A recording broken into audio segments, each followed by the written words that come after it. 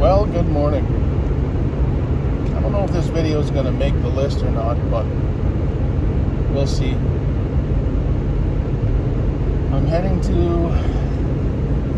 motorcycle shop today. There's a few reasons. I need to get a couple parts for my CRF before it gets sold, which I hope is relatively soon. See. Reason number 2, I gotta find some adventure gear. Never really been much for a motorcycle riding gear type of guy. Pretty much just wear my jeans and whatever I need up top to either stay warm or keep cool. But I'm going to try this stuff out. So I'm looking for jacket pants. I have an idea which ones I want, but there's kind of 2 price points. One is kind of around the $180-$200 range for a jacket, and the same again for the pants. And then the other one I'm looking at, same brand but different style, I guess, is around call it $350, I think, for each. Again, so I don't know. We'll see. You can spend a lot of money on gear. The jacket that I really wanted was the Alpinestars Halo. Oh man, it's $600 and some bucks just for the jacket. I don't know if it's worth it or not. It's hard to say. I keep thinking, I'm probably gonna rip this friggin' jacket off and tie it to the back of my bike most of the time anyway. I guess we'll see. But reason number 3, and I kind of touched on this when we were in the States in Arizona. I was looking at, or I had already decided actually that I was buying a KLX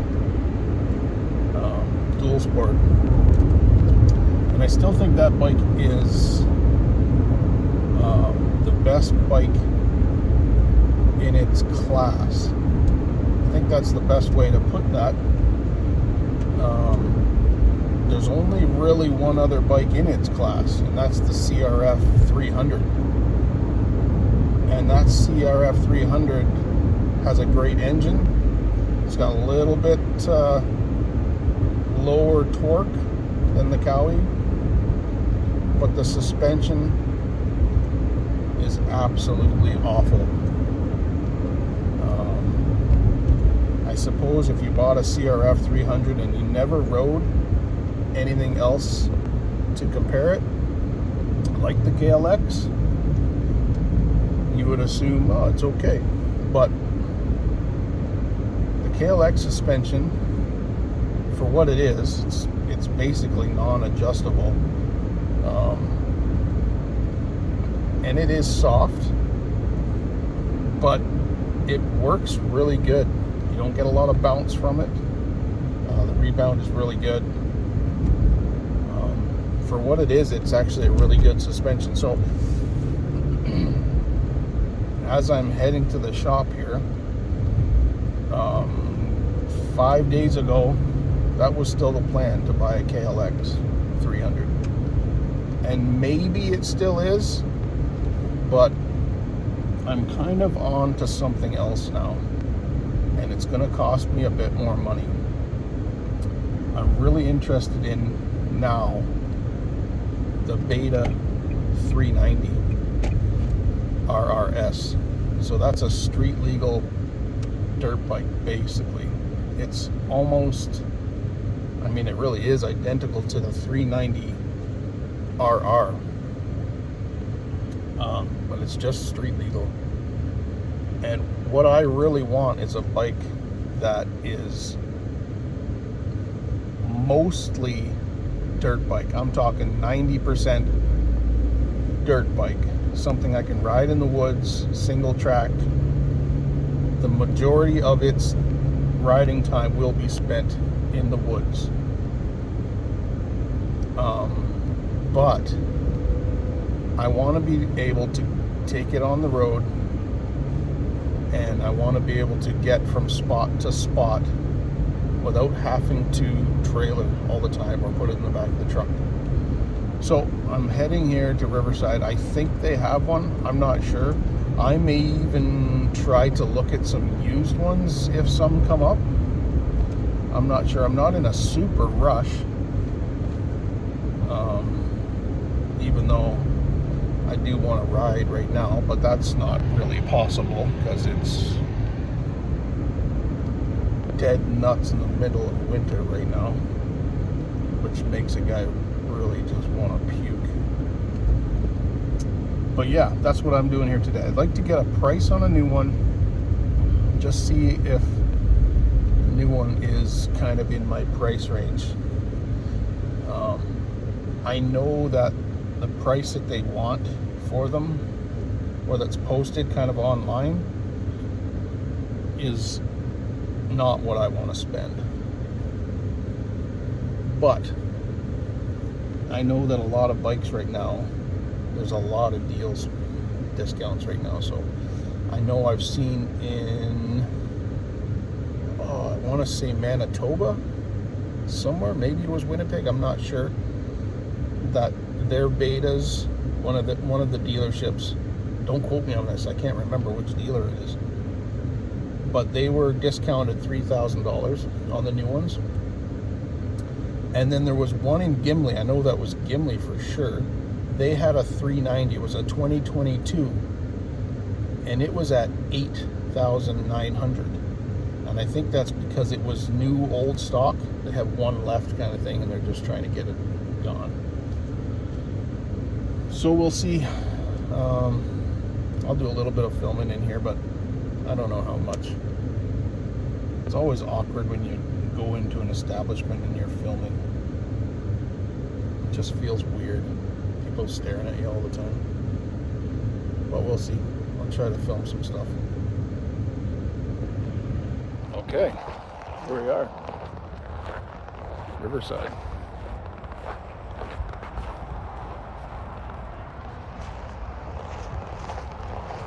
Let's see what these guys got. And then let's go surprise my wife with a new motorcycle. This is the 350RR. I'm looking for the 390RS, but that's basically the same bike. They got a few betas here, but they must be waiting on some more. Or maybe they have some more in the back, but not really much here to look at, that's for sure. From what I understand, the price should be about $1,000 more than that. All right, well, that was an interesting conversation. I got limited video while I was in there, but yeah. So 390 Beta 390 RS. It is, how do I put this? I guess technically it's not licensable or registerable in Canada,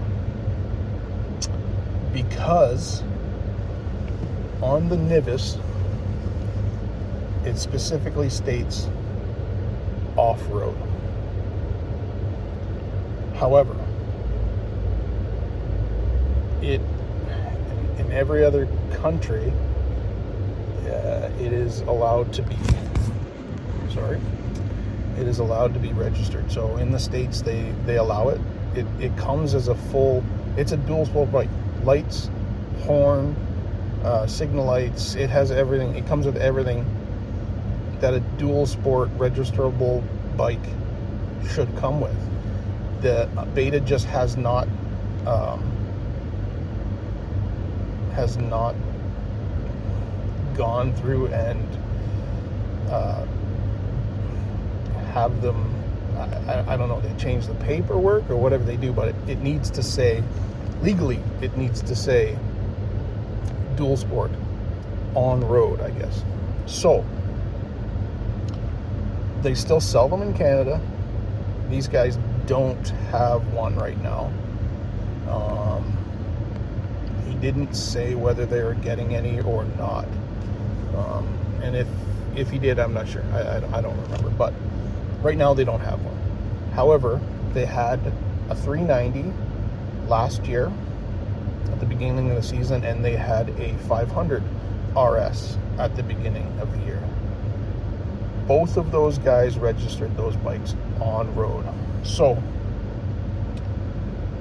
if anybody else is looking at doing this, this is what I've been told to do. However, it's a little sketchy because you have to buy the bike first. And once you buy the bike, that's it. You bought the bike.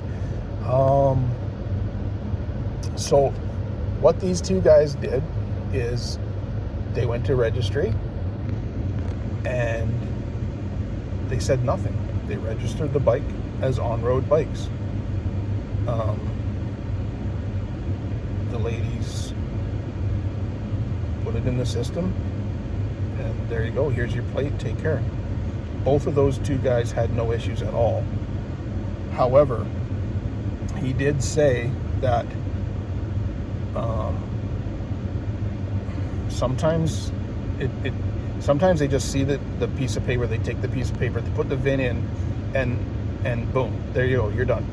But sometimes, I guess, if you have another person that may be a little better at their job, which is unlikely nowadays, she might look at it a little further and then see that this is classified as a strictly off-road vehicle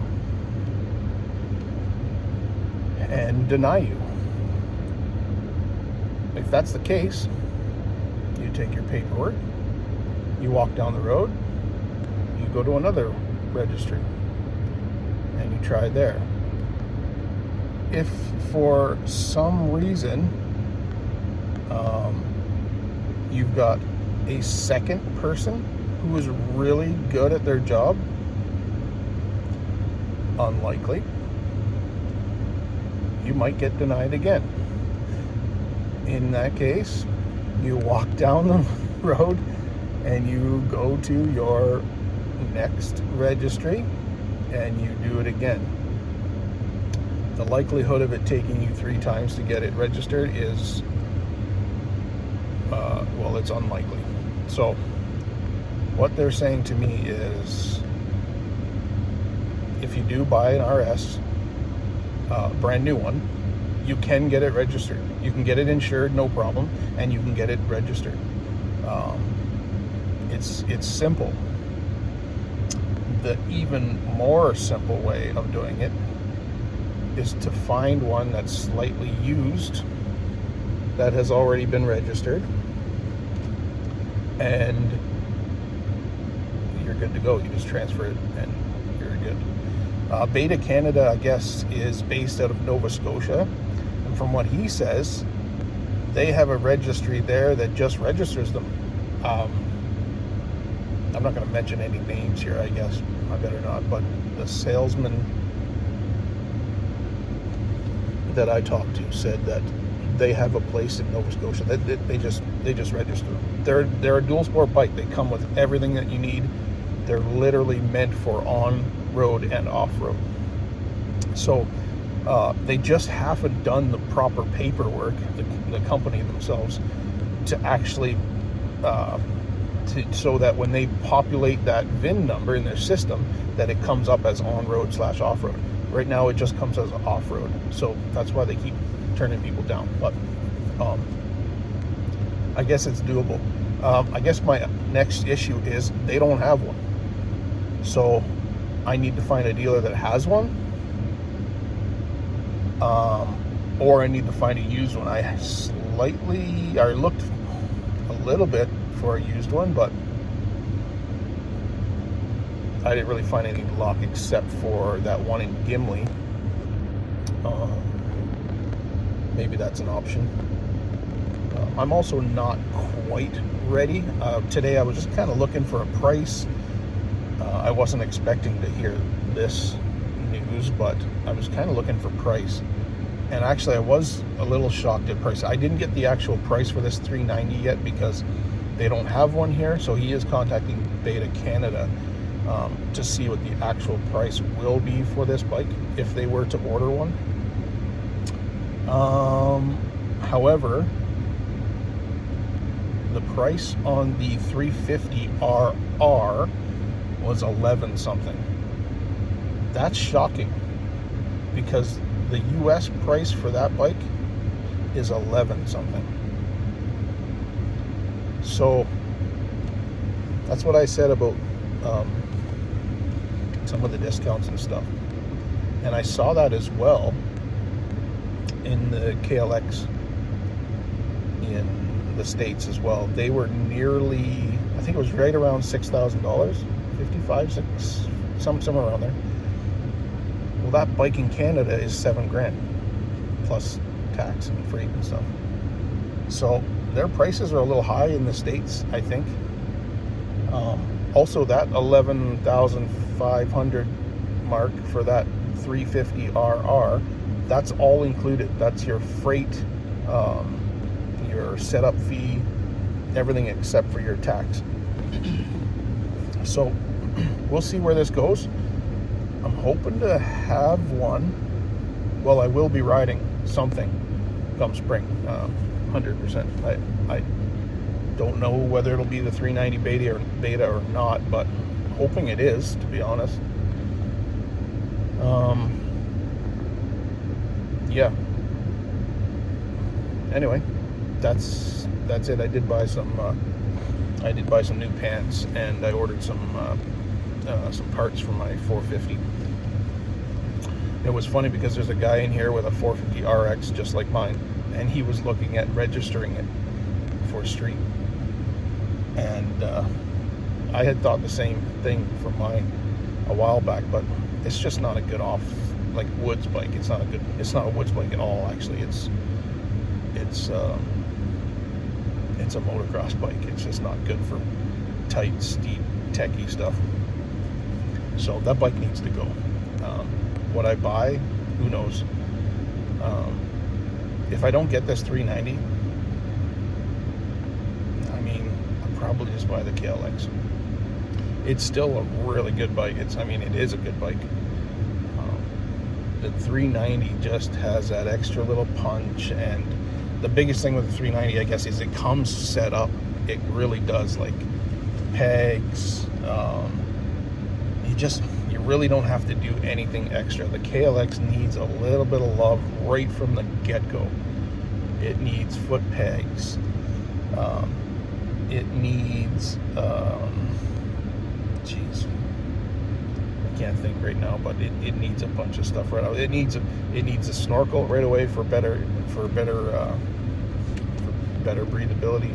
It needs a tune right away because it comes set up for California, and their emissions crap. And my brother-in-law's, he fired that up and took it for a couple laps, and holy, it was super, super lean. Like the pipe was glowing. It was so hot. So he did a bunch of stuff. He put a tuner on it and new exhaust. That's another thing it needs right away. The exhaust is just super restricting. So the 390 doesn't need anything at all. If you want to put a bigger tank on it and a comfier seat, well, that's kind of up to you. The KLX kind of needs that stuff too, but yeah, I am really leaning towards the 390.